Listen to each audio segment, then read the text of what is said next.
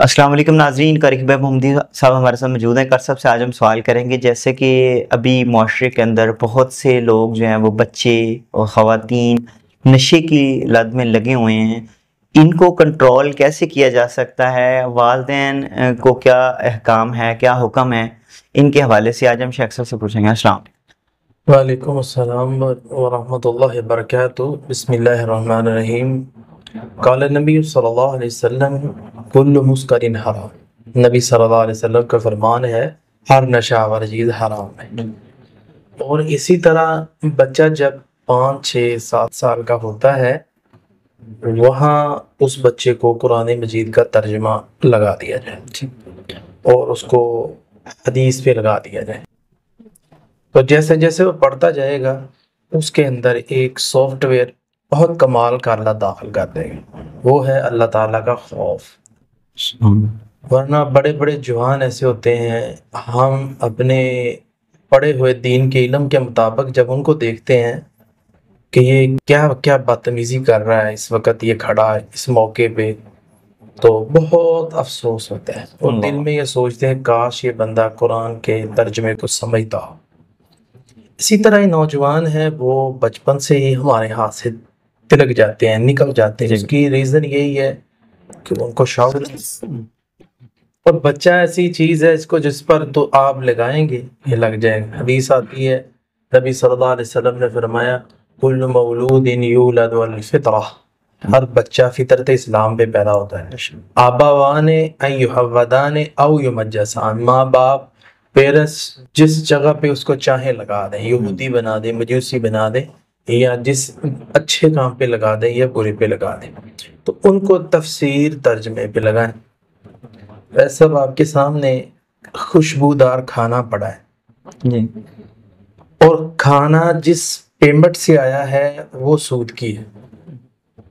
کھانے کے اوپر قدرتاً نہیں لکھا جاتا کہ یہ کھانا کھانا منع ہے، کیا لکھا ہوتا ہے اس کو؟ نہیں۔ کھانا تو خوبصورت بیوٹیفل، جیسا آئل ڈالیں گے ویسا پڑا ہے۔ جی جی، ایک وہ آدمی ہے جو سمجھتا ہے سود کی سزا کیا ہے، اس کو آپ لا دیں، اس کو کہیں یہ سود کا کھانا ہے اور اس کی عوض آیا ہے، تو وہ نہیں ہاتھ لگائے۔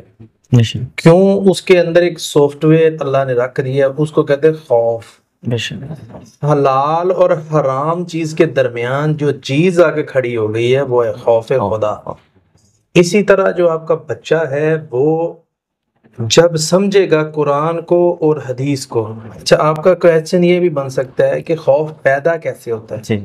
خوف پیدا ہوتا ہے قرآن اور حدیث کے ترجمہ پڑھنے سے۔ ان چیزوں کو جب بچہ پڑھتا ہے اللہ تعالیٰ خود ہی اس کے اندر ڈالتا ہے۔ اچھا خوف کس چیز کا؟ جہنم کا۔ اور خوشی کس چیز کی؟ جنت کی۔ صحابہ کرام کی جو اولادیں تھیں ان کو پڑھ کے دیکھیں، آپ کو ایک بھی نشئی نہیں ملے گا۔ بچپن سے ہی حافظ ہے بچہ، عالم ہے، بیٹا وہ بھی صحابی، پوتا بھی صحابی، بیٹا بھی عالم، پوتا بھی عالم، آگے ساری نسل میں دین ہے۔ اچھا دین ہی ایک ایسی چیز ہے جو اس چیز سے بچاتی ہے۔ اسکول پڑھائیں، ساتھ دین کا علم سکھلائیں، اور اسی طرح بچے کو جم جوائن کرنے کی تلقین کریں، بچہ بچپن سے جم جوائن کرے، اور اس کے علاوہ اس ہر روز چیک کریں کہ اس کے دوست کیسے ہیں۔ ایک بچہ ہے، آپ اس کو مڈل میں داخلہ دلواتے ہیں، وہ چلا گیا، بچہ جب مڈل میں جاتا ہے تقریباً بالغ ہو جاتا ہے، وہاں اس کے دوست ساتھ میں بیٹھے ہیں، وہ کہتے ہیں آپ ایسے کریں گے نا تو آپ کو یہ مزہ آئے گا، اس طرح میں اشارے دے رہا ہوں۔ وہ بچہ چیک کرتا ہے اس چیز کو کہ میں کر کے دیکھوں، چھیڑ کے دیکھوں، ایسے کرو۔ اچھا وہ نادان ہے، وہ ایسا ایسا اس پہ لگ جاتا ہے۔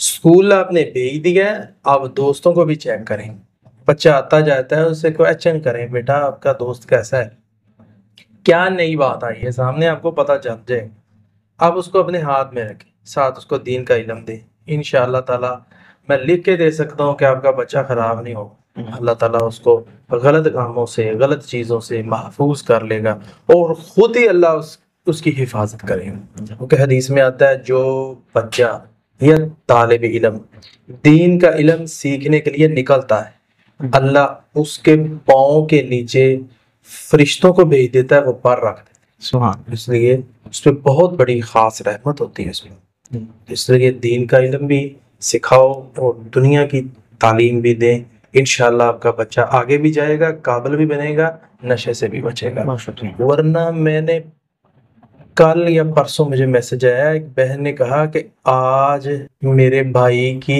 قبر میں پہلی رات ہے۔ اللہ، میں نے پوچھا کیا مسئلہ تھا؟ کہتی میرا چھوٹا بھائی نشہ کرتا تھا، تو میں اس کے لیے دعا کر دیں۔ اس نے 2 لفظ ساتھ بولے، اس نے کہا میرا بھائی اللہ سے بہت ڈرتا تھا، اور دوسری چیز یہ تھی کہ